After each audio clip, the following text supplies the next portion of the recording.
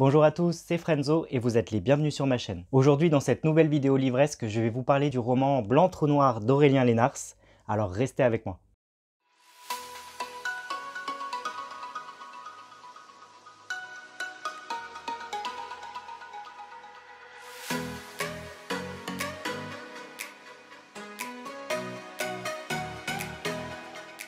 Aurélien Lénars est un jeune auteur qui vient de publier son tout premier roman en auto-édition, Blanc Trou Noir.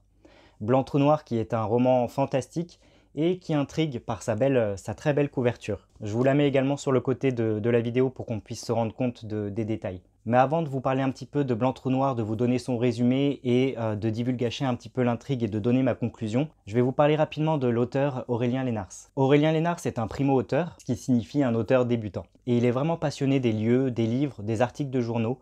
Il s'inspire vraiment de tout ça pour construire les intrigues de ses livres. C'est comme ça qu'il trouve l'inspiration pour écrire et construire son univers littéraire. C'est quelqu'un qui est vraiment passionné par l'histoire, par nos légendes, ou encore les lieux et les gens du nord de la France. Il a donc créé son premier roman Blanc Trou Noir, qui semble être le premier tome d'une saga mystérieuse et fantastique. Parce que nous avons clairement affaire à une histoire singulière, mystérieuse encore une fois comme je le disais, mais surtout atypique. Quoi qu'il en soit, Aurélien Lénars débute sur les réseaux sociaux, mais il est vraiment très présent sur Instagram, donc si vous avez des questions à lui poser concernant l'écriture, concernant Blanc Trou Noir, n'hésitez pas à aller le contacter, il se fera une joie de vous répondre sur Instagram du coup principalement, mais aussi via son site internet. Mais comme d'habitude, en barre d'infos de cette vidéo, je vous mettrai tous les liens pour retrouver l'auteur, pour le contacter ou vous procurer son ouvrage si celui-ci vous donne envie. Pour en revenir à Blanc Trou Noir, voici un petit résumé sans divulgacher l'intrigue, juste pour vous donner un petit peu envie. Blanc Trou Noir nous introduit directement au personnage de Charles Dupuis. Charles Dupuis qui est un jeune comédien brillant qui enchaîne les succès et qui mène une vie tout simplement de star. C'est un homme riche et célèbre qui ne manque absolument de rien et qui s'apprête à signer un nouveau contrat pour jouer une pièce qui semble être une future pièce à succès. Charles est un homme qui est sûr de lui, qui vit sa vie parisienne de la meilleure façon qui soit dans un très bel appartement qu'il appelle son nid d'aigle. Il partage sa vie avec Claudia qui est sa femme de ménage mais aussi sa femme à tout faire, et son chat Léonard qu'il ne quitte jamais. Charles est beau, Charles est riche, Charles est talentueux, il est adulé de tous, mais dans le fond, Charles il est surtout plus seul qu'il n'y paraît et il fait surtout ce qu'on attend de lui. Car au fond de lui, on sent qu'il aspire à autre chose, il joue le jeu de la vie qui lui est offerte, son rôle de comédien lui va comme un gant puisqu'il joue la comédie sur scène et dans la vie, mais on sent qu'au fond de lui se cache quelque chose de beaucoup plus fort, qu'il attend beaucoup plus de choses de la vie. Un jour, il va recevoir un courrier, une lettre de sa mamie qui lui dit des choses assez étranges dans cette lettre. D'autant qu'en plus, cette lettre est mystérieuse puisque sa grand-mère est morte il y a plusieurs mois déjà et il ne comprend pas d'où sort cette lettre et pourquoi il la reçoit maintenant. Dans cette lettre qu'elle lui a laissée avant de mourir, la mamie de Charles lui explique des choses dont il ne comprend pas vraiment les mots et elle lui affirme également qu'il doit se méfier de certaines familles, les Desmarais et les Navarre. Cette lettre va avoir un impact très fort sur Charles. Elle va réveiller en lui un sentiment profond de tristesse, d'amertume, de ne pas avoir été là pour sa grand-mère lorsqu'elle est partie, parce que sa mamie, il l'aimait vraiment très fort, mais à cause de liens familiaux entre ses propres parents et d'autres gens de sa famille, il a coupé les liens un petit peu de force avec sa grand-mère. Il le regrette vraiment beaucoup aujourd'hui et il aurait aimé être là pour sa grand-mère à la fin. Cette lettre, elle agit donc comme un électrochoc pour Charles sur ce qu'il pense et sur ce qu'il ressent. Un électrochoc d'autant plus fort qu'il est accompagné de symptômes assez incroyables. En effet, Charles va vite se découvrir une capacité hors norme, un pouvoir hors du commun, celui de maîtriser le pouvoir de l'eau. Un don surnaturel qui fait irruption dans sa vie et qui est en lien du coup avec la matière de l'eau, alors que son cerveau lui envoie des images incompréhensibles concernant des chevaux, des carrosses et des créatures tout aussi étranges. Fatigué, la tête prise dans un étau, le jeune comédien star de Paris décide de tout plaquer du jour au lendemain pour aller se rendre à l'ancienne maison familiale, celle de sa grand-mère, pour tenter d'y trouver des réponses. Aux grandes dames de Chloé, son agente, qui se démène pour lui trouver des contrats et lui faire toucher de plus en plus d'argent. Charles décide donc de se rendre dans sa ville d'enfance, de retrouver son ancienne maison et celle de sa grand-mère. Et bien évidemment, il est bien décidé à en apprendre plus sur ce pouvoir qui s'est matérialisé, sur les derniers mots inscrits sur la lettre de sa mamie, et de comprendre cette situation totalement invraisemblable. Et au fur et à mesure que l'histoire avance, on se rend compte que Charles arrive à maîtriser son don plutôt rapidement et que celui-ci paraît sans limite. Mais en voulant découvrir la vérité sur son passé, sur ses pouvoirs, sur ces liens étranges familiaux qu'il a laissés derrière lui, Charles va se rendre compte qu'il va emprunter une route dont le retour ne sera peut-être pas garanti. Voilà pour le petit résumé sans divulgacher de Blanc Trou Noir d'Aurélien Lénars. J'espère que ce petit résumé vous aura donné envie. Maintenant, comme d'habitude, vous le savez, je vais divulgacher l'intrigue du roman. Alors si vous ne l'avez toujours pas lu, je vous invite à cliquer directement sur la partie conclusion de cette vidéo, une partie conclusion où je dis ce que je pense du livre sans divulgacher. Et sinon, je vous invite à revenir sur la vidéo une fois que vous l'aurez lu. Charles retrouve donc son ancienne ville, celle de sa grand-mère.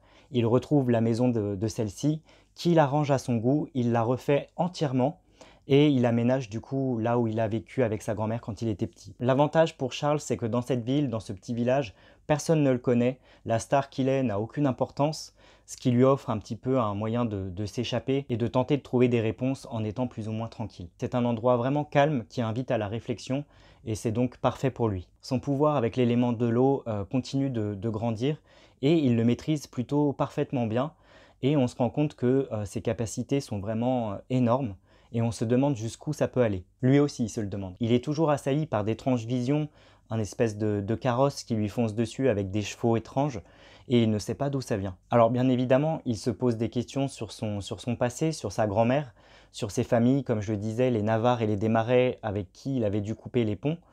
Et il s'interroge et décide d'en apprendre plus en téléphonant à ses parents. Mais on se rend assez vite compte, en même temps que lui, que ses parents ne sont pas des gens très bavards. Et quand ils ont tiré un trait sur les différents liens familiaux, ils ont aussi un peu tiré un trait sur ces histoires étranges. On dirait qu'ils sont au courant, mais qu'ils ne souhaitent juste pas du tout être mêlés à ça. Charles est un petit peu déçu, mais accepte que ses parents ne jouent pas le jeu. Et il se redirige du coup vers sa tante, avec qui il espère obtenir plus de réponses. Car en effet, sa tante Isabelle semble en savoir plus et elle semble le prendre sous son aile et elle commence du coup à lui parler un petit peu de tous ces mystères. Tout comme ses amis d'enfance qui sont issus du coup de ces fameuses familles, les Desmarais et les Navarres, qu'il n'est pas censé approcher selon les écrits de sa grand-mère. Car lorsqu'il était enfant, Charles il était très proche d'une certaine Alexandra et de son cousin Samuel, qui est nommé Sam Sam parce qu'il est bègue, et il a dû très tôt couper les liens avec eux à cause de ces disputes familiales. Il est également ami avec une certaine Émilie Navarre avec laquelle il ne devrait pas justement être ami à cause de toutes ces disputes familiales. Et on se rend vite compte en même temps que Charles que tout ce beau monde est au courant par rapport à son don, par rapport à ces mystères qui sont cachés. Et peu à peu, Charles finit par apprendre progressivement ce qui se cache derrière tout ça. Sa tante et ses amis finissent peu à peu par parler, et on se rend compte que Charles possède effectivement le don de l'eau, qu'il est en lien avec elle d'une manière assez folle et assez puissante. Il y a vraiment une connexion forte entre lui et cet élément, mais pas que. Il y a aussi la révélation de ce monde, cet autre monde, le monde du don comme il s'appelle, et dans lequel il peut se projeter en créant une onde qui sort de lui. Je ne sais pas si je le dis bien, mais en gros, Charles, quand il se concentre, il est capable de projeter une onde qui l'envoie directement dans cet autre monde, le monde du don. Un monde où tout est possible, 100 fois ou même 1000 fois plus beau que notre monde à nous, où tous les éléments sont incroyables. En fait, dans ce monde-là, tout est possible, tout est 1000 fois plus incroyable que dans notre monde à nous. Le personnage principal, Charles, il le dit lui-même, il n'y a pas de mots pour décrire ce monde, tant il est magnifique, tant il est puissant. Mais dans ce fameux monde du don, il ne faut pas s'éterniser, parce que plus vous y restez, plus vous êtes gagné par le sentiment de la mélancolie. Effectivement, et on ne sait pas trop encore pourquoi, à ce stade du roman, la mélancolie gagne vraiment tous ceux qui se projettent dans le monde du don. C'est pour ça qu'ils ne peuvent pas s'éterniser dans ce monde-là et qu'ils sont très vite obligés de revenir au monde normal avant de pouvoir y retourner. Je parle au pluriel parce qu'on se rend compte en même temps que Charles que le monde du don est accessible à énormément de personnes. En fait, Charles, il n'est pas tout seul à posséder un don. Il y a beaucoup d'autres êtres humains sur la planète qui ont ce don comme lui. Certains sont rattachés à d'autres éléments de la nature, comme le vent, le feu, etc., la terre même. Et chacun apprend du coup à développer son don, et chacun se projette dans ce monde du don, et il vit un petit peu sa vie. Charles s'interroge alors pourquoi on lui a caché cette histoire-là, qui sont ces autres personnes dans le monde du don, jusqu'où on peut aller avec ses pouvoirs, etc. Il finit par découvrir, que ce soit grâce à des manuscrits laissés par sa grand-mère dans sa bibliothèque. Ah oui, parce que ce qu'il faut préciser, c'est que le monde réel est un petit peu la balance du monde du don. Ce qui existe dans le monde réel existe dans le monde du don, mais en 100 fois plus extraordinaire. Et donc la maison de la grand-mère de Charles existe dans le monde du don, mais elle est totalement différente, elle est à l'image de ce qu'était sa grand-mère. Et à l'intérieur de cette immense maison magnifique, se trouvent les traces du coup d'une bibliothèque où sont rangés des livres écrits par du coup sa grand-mère et d'autres personnes. Et Charles tente du coup d'en apprendre plus en les lisant. Et dans sa quête, Charles il se rend compte en fait que depuis des milliers d'années ou des centaines d'années, le monde du don est en lien du coup avec le monde normal et que, entre guillemets, à chaque génération, il y a quelqu'un qui est élu, qui est choisi pour décider du sort du monde normal et du monde du don. Ce fameux élu qui est désigné s'appelle la mesure, et la mesure est capable de décider du destin et du sort du monde entier en choisissant si le monde du don bascule ou non dans le monde réel. Jusqu'ici, on apprend que tous ceux qui ont été élus et qui ont été désignés la mesure ont toujours fait le choix que le monde du don reste secret, qu'il ne bascule jamais dans le monde réel, et ça a divisé pas mal de personnes qui possèdent ce fameux don et qui voyagent dans le monde du don. Vous avez deux clans bien distincts, ceux qui voudraient que le monde du don entre dans le monde réel, et vous avez un autre clan, ceux qui ont des pouvoirs également, mais qui souhaitent que ça reste secret, que le monde du don reste secret pour être protégé. Et on se rend compte qu'il y a vraiment une guerre par rapport à ça depuis un certain temps, entre ceux qui veulent que le monde du don soit révélé aux humains, que ce soit pour les contrôler, pour assouvir de la vengeance, ou tout simplement pour révéler la vérité et avoir un certain pouvoir également. Mais vous avez aussi ceux qui pensent que ce monde du don doit être préservé, il doit rester secret.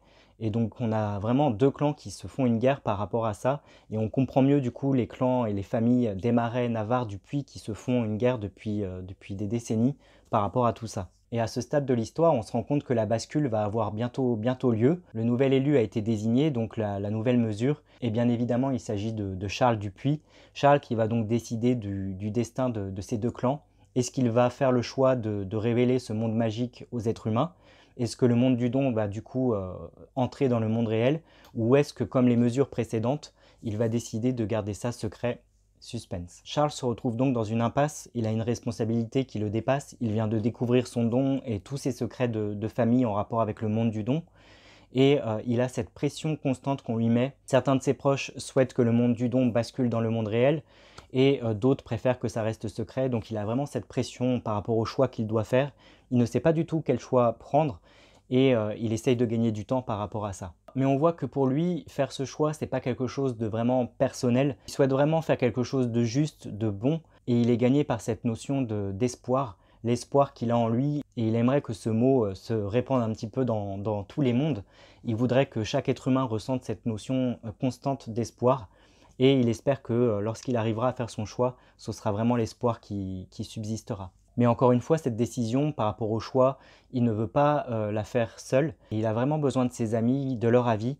Et à la fin de l'ouvrage, on le comprend très bien que c'est quelque chose d'important pour lui, parce que lorsqu'il dit qu'il a décidé de son choix, c'est-à-dire est-ce que le monde du don va basculer dans le monde réel ou est-ce qu'il va le garder secret, on se rend compte que finalement il n'a pas fait de choix parce qu'il veut vraiment l'avis de ses amis les plus proches pour se décider. Il veut vraiment que ce soit un choix qui soit fait ensemble avec ces personnes qu'il aime le plus, à savoir Émilie, Sam, Alexandra ou encore sa tante. Et au moment où il doit se décider et faire son choix, au moment où la tension est à son paroxysme, où tous les gens du monde du don commencent vraiment à devenir fous furieux, ils sont vraiment dans l'attente du choix de Charles. Ce sont des gens un petit peu fanatiques et à vrai dire ils font même peur dans la manière dont ils sont dépeints par l'auteur, parce qu'on sent qu'ils sont vraiment à fond derrière Charles et que sa décision, quelle qu'elle soit, va forcément créer quelque chose de fort. Et au moment où Charles décide de faire son choix et qu'il le prend, qu'il décide de faire basculer le monde du don ou non dans le monde réel,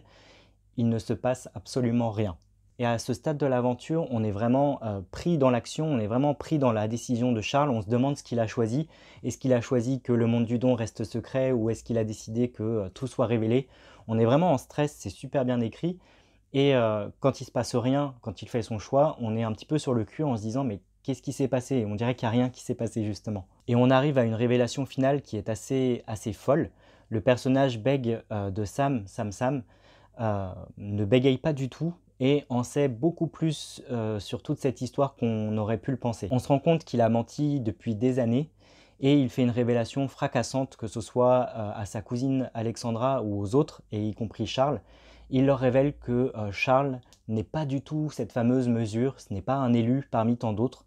Tout le monde l'a cru parce que Charles était exceptionnel depuis qu'il était tout petit, son pouvoir est extrêmement fort, Comme il avait tout pour lui dans le monde réel, à savoir que c'est un acteur de renom, qu'il a de l'argent, qu'il est beau gosse, etc. Tous les pointeurs étaient indiqués dans le sens où c'était lui la mesure. Or, on comprend très vite, grâce à Sam qui est né peu de temps après lui, Sam qui a des pouvoirs aussi extraordinaires que Charles. D'ailleurs, je crois, si je dis pas de bêtises, que les deux sont capables de contrôler les 4 éléments. Et ça, je crois qu'ils sont les deux seuls, ou en tout cas, il n'y en a pas beaucoup qui sont capables de maîtriser autant de dons. Bref, Sam nous fait comprendre et fait comprendre à Charles qu'il n'est pas du tout l'élu comme ils l'attendaient tous, et que c'est pour ça que son choix n'a pas fonctionné, que le monde n'a pas basculé, puisque Charles n'est pas du tout la mesure. Et là, c'était extrêmement bien joué de la part de l'auteur, parce qu'on ne s'attend pas du tout à cette révélation. On pense même pendant quelques minutes que finalement la mesure, que le fameux élu, c'était Sam. Sam le bègue que personne ne prend au sérieux depuis le tout début. Mais on se rend compte finalement que lui non plus n'est pas la mesure, donc on ne sait pas à ce stade de l'ouvrage qui est l'élu et qui fera vraiment basculer les choses. Donc en tant que lecteur, on reste avec pas mal d'interrogations. Qui est la vraie mesure? Quel est vraiment le rôle de Charles dans tout ça, y compris le rôle de Sam? Alors que Charles se retrouve du coup confronté à cette révélation qu'il n'est pas l'élu, qu'il n'est entre guillemets rien, il doit pourtant assumer son rôle jusqu'au bout, puisque des milliers de personnes attendent de lui qu'il fasse un choix. Et toutes ces personnes qui sont au sein du monde du don sont en stress, elles sont en furie, elles attendent de lui la fameuse révélation. Et à bout, parce qu'il est vraiment à bout, Charles décide d'utiliser des espèces de formules, je dirais pas magiques, mais des formules qui sont propres au monde du don et dont il a appris dans les livres. Il décide de bannir tous les gens qui possèdent le pouvoir du monde du don. Tous les gens qui ont des pouvoirs et qui se trouvaient dans le monde du don à ce moment précis sont bannis, et ils se retrouvent du coup bannis dans le monde réel sans pouvoir revenir dans le monde du don. Cette formule a marché sur tout le monde sauf ses amis et sa tante. Il l'a fait exprès, Charles, afin d'y voir plus clair. Mais Charles ne s'arrête pas là et il va lancer un ultime sort qui va avoir des répercussions assez folles. Il va lancer un sort, si je dis pas de bêtises, qui va avoir pour but de stopper la bascule du monde du don dans notre monde réel. Il va en gros mettre sur pause tout ça, et en lançant ce sort à la dernière minute, le monde du don va finir par s'écrouler sous leurs pieds et littéralement se dévorer. Très vite, le monde du don commence à s'effacer et à disparaître, et les personnages principaux qui restent, c'est-à-dire Charles, Sam, Alexandra, la tante de Charles, etc., sont sur le point de se faire anéantir et engloutir totalement. Mais en fait, à la fin, on se rend compte qu'ils ne disparaissent pas. Ils sont toujours là, ils sont juste coincés dans le monde du don, où il n'y a plus grand-chose, j'ai l'impression. Ils sont juste coincés là, sans pouvoir en sortir, et ils essayent de s'échapper de cet endroit à cause de Charles, mais sans pouvoir y parvenir. Ce qui fait qu'à la fin de l'ouvrage, tous ceux qui possèdent des pouvoirs, des fameux dons, sont coincés dans le monde réel sans pouvoir revenir dans le monde du don, et que le monde du don, qui s'est un petit peu écroulé sur lui-même, garde en son sein du coup ce petit groupe d'humains sans pouvoir les relâcher. Charles écrit alors son histoire, il écrit alors le roman Blanc Trou Noir, si je dis pas de bêtises, c'est ça à la fin, et il demande de l'aide au lecteur, donc à nous, il nous demande de l'aider, de faire un choix, c'est-à-dire d'essayer de briser cette barrière pour les libérer, ou de ne pas le faire. C'est à nous en tant que lecteurs de décider ou non si nous allons les aider à s'échapper du monde du don. À la dernière minute, le lecteur qui était témoin de l'histoire devient acteur.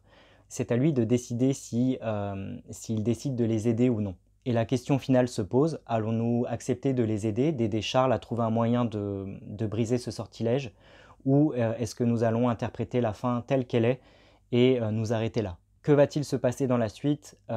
On est face à plein d'interrogations et on a juste envie d'en savoir plus. Autant qu'on se le dise, ce premier ouvrage se termine sur un terrible suspense. Ma conclusion, Blanc Trou Noir d'Aurélien Lénars est un roman fantastique incroyable, vraiment très original, vraiment très bien écrit. C'est vraiment un monde singulier avec des règles qui lui sont propres. J'ai passé un super moment de lecture. L'auteur prend le temps de détailler ses personnages, de les faire progresser au fur et à mesure de l'intrigue, ce qui est plutôt jouissif. Et on a affaire vraiment à une palette de personnages haut en couleur et j'ai vraiment adoré ça. On avance rapidement dans l'intrigue, on est vraiment pris dans un grand suspense. C'est vraiment bien détaillé, bien écrit, la plume de l'auteur elle est fluide.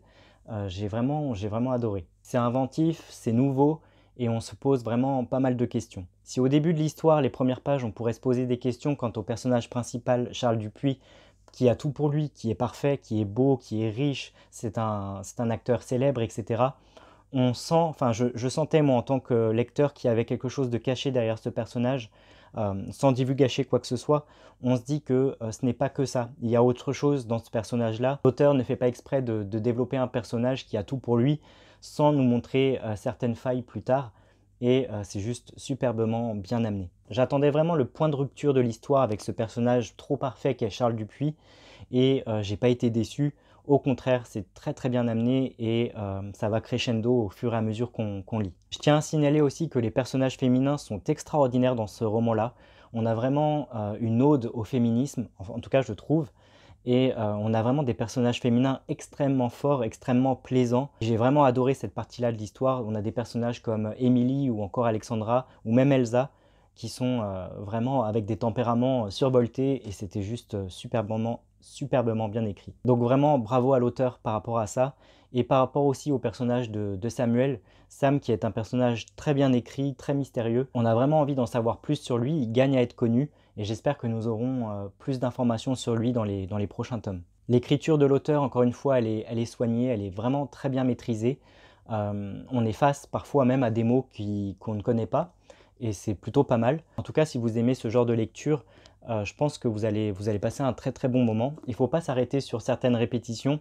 Ce sont des répétitions, des figures de style qui, pour moi, en tout cas à mon sens, donnent du cachet à l'histoire et j'ai vraiment beaucoup aimé. J'ai encore passé un super moment de lecture en lisant ce premier ouvrage d'Aurélien Lénars, Blanc Trou Noir. On est face à un univers atypique qui fait voyager, qui fait dépayser et rien que pour ça, je dis bravo. Et encore une fois, j'ai vraiment envie d'en savoir plus, surtout avec cette fin qui, sans divulgacher, nous fait poser beaucoup de questions. Parce que cette fin, elle remet en cause beaucoup de choses également au niveau de l'intrigue, donc on a vraiment envie d'en savoir plus, donc vivement. Bref, si vous aimez le fantastique, que vous aimez les histoires bien écrites et les personnages hauts en couleur, alors je vous recommande Blanc Trou Noir à 100%. Et vous alors, est-ce que vous avez lu Blanc Trou Noir, le premier roman en auto-édition d'Aurélien Lénars?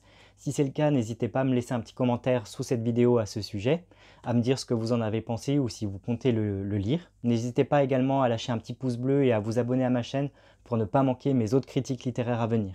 À ce sujet, dans la prochaine vidéo livresque, je vous parlerai de ma toute première lecture de manga.